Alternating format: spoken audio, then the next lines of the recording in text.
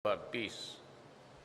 Nag-umpisa ako noon sa komunista. Even before I took my oath of office, I sent already Doresa and Bello to talk to the communists and to Sison.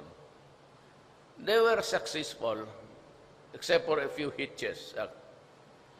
The hitch was, everything was going smooth until nagalit ako kasi itong mga komunista continue to use landmine. Wala sana akong problema kung tabla ito. Then I could order the Defense Department na magtanim ng bala, magtanim ng explosives, pasabugin natin yung bukid na yan. But we are not allowed to do that because we are a convenor and a signatory sa Geneva Convention. It is the international law. And as a government, we have to honor that agreement. Otherwise, you are not a responsible government. So while the talks were going on, and I was expecting the best of the results, ilang bibisita-bisita ko sa kampo, nag-declare na ako ng ceasefire to show good faith na mag-usap tayo, ito yung baraha ko. Binigay ko na kaagad. And I was expecting the communists to follow suit, but they did not. Okay lang sa akin. Until such time when I was covering the entire country, going to this military campaign, and then getting the reports from the field, that matay yung, ano ko doon na nakita niya, I not want to talk about it.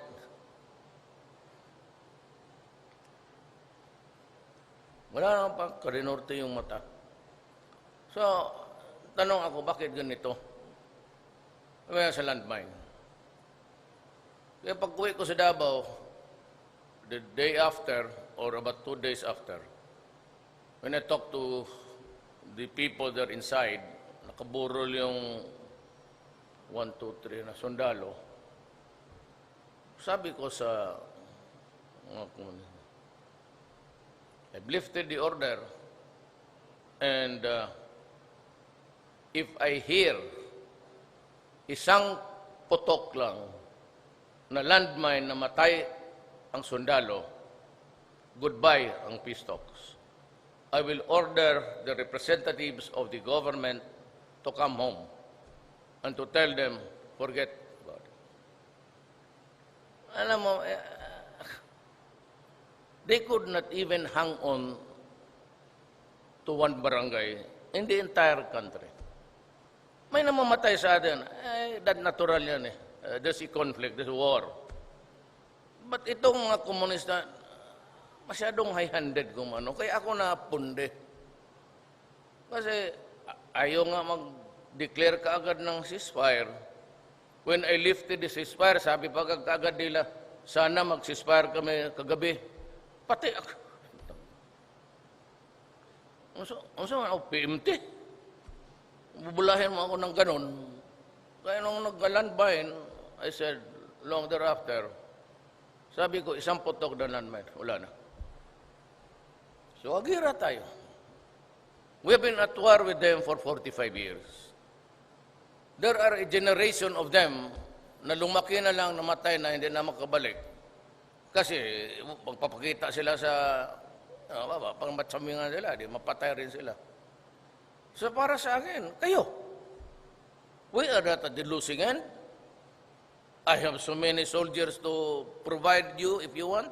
Well, may casualties kami, but we take care of our casualties. Kayo, hindi na kayo nananalo ng election. In Davao City, kung hindi sila sa ticket ko, then left would never have won any seat. In the national, wala ni isa. In the previous generations, Claro, Recto, yung mga intellectuals na leftist din ang nationalism yan. Hindi yan left. Hindi political party kasi ang pinag-uusapan dito. They won because they were bright. And the Filipinos maybe thought that we need bright people in Congress. Kaya sila, hindi makawa. Wala naman silang Ni taxation, sila pa nga, actually, it's extortion now.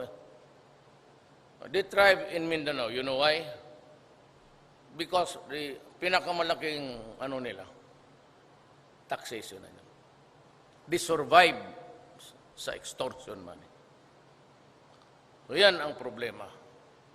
Nandun yung banana plantations because of the climate. There's no typhoon.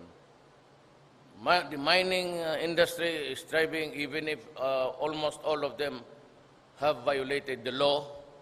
Kaya nagwawala si Gina Lopez sa secretary ng DNR. Nandoon lahat eh. Porsintuhan lang yan. Pati yung mga gold mines yan. Ang bayaran dito rin sa Maynila. Transfer of money lang yan. Hindi naman nagkukolekta yung mga tax collector doon. Ano ka lang, ito, bayad mo. Some the tax collector or the extortionist to go to them, tapos yun, bayad. So yan ang istorya natin yan. Tayo, ito namang sa Moro, MIMN, just a little bit of history. Long before the Spaniards came, long before they landed in Leyte, ang Mindanao was already Islam.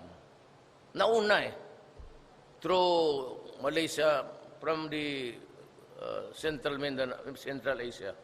Afghanistan, Pakistan, travel all the way to Bailan, to Malaysia. Then, Indonesia, umakyat dito. Long before Magellan landed. So when they, kawawa naman yung ating mga minuno, because they were not armed with gunpowder and cannons. And for the first time, they were scared of Tumputok, they surrendered. Except Lapu-Lapu, of course. He killed Magellan. Ngayon, ang hindi naintindihan kasi ng tao na baka this is just a rebellion of sorts in Mindanao. Actually, they're trying to raise the issue of sinong may-ari. And of course, it's not may-ari, but who was the first one to be there with what religion?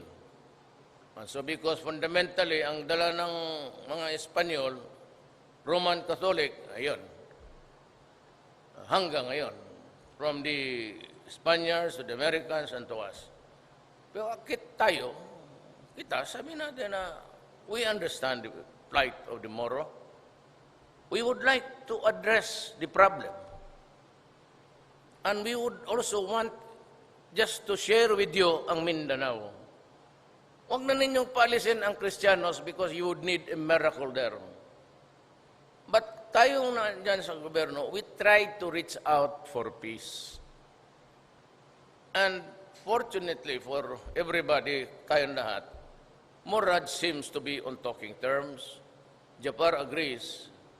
And maybe in a few days I'd go to Jolo. If I cannot talk to Miswari because he has a warrant of his arrest, then maybe his representative, just to send the message across. Para malaman ko ang dimension. So yan ang purpose natin sa gobyerno. We want peace. Soldiers and all, including the President. But we would not allow abuse sa ating mga tao. NPA, they kept on collecting taxes. Ano ba talagang appeal ng NPA sa bukid? Believe yung mga tao doon sa prinsipyo ni Karl Marx? Do they understand Karl Marx? Talaga bang alam nilang sila Trotsky, the history of communism?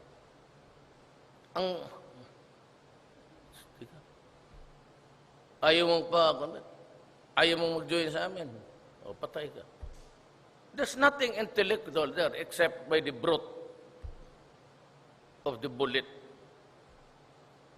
Kaya tayo naman, I understand, so, pero hindi yan pwede na, maganoon sila, ito, sige, kami, bukas ka.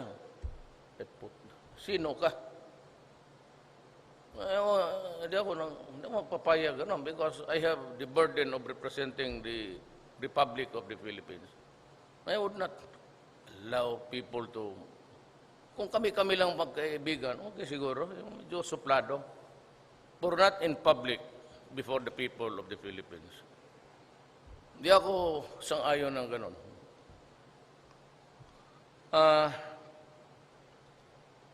MI will just pray. MN, we keep on praying. But we will never allow an inch of territory taken from us.